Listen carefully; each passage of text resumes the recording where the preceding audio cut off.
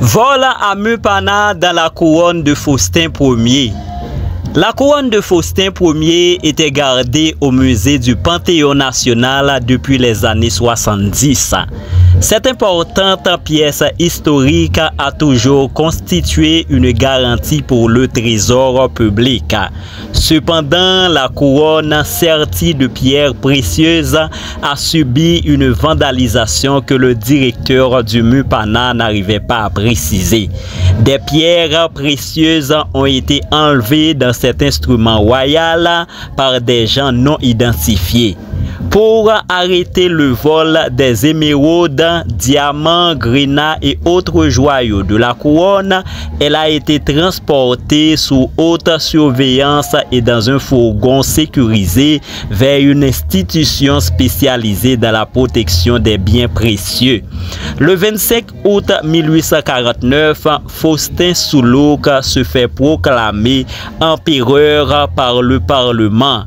Il avait payé pour couronne et pour le reste des accessoires.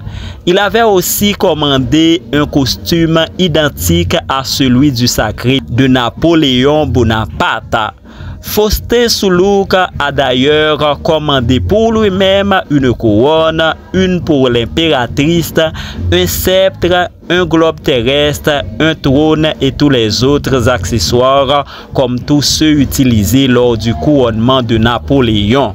Lors de la restauration républicaine, le gouvernement confisqua la couronne de Faustin Ier et la déposa dans un caveau de la Banque nationale d'Haïti.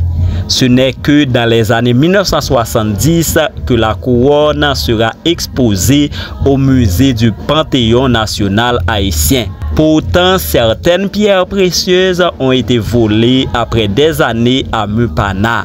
Une situation qui a exigé son déplacement pour être sécurisée dans un autre lieu.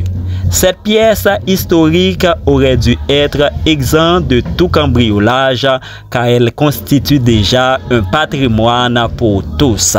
L'histoire est triste, la meilleure ce sera nous demain. Avançons pour une autre Haïti.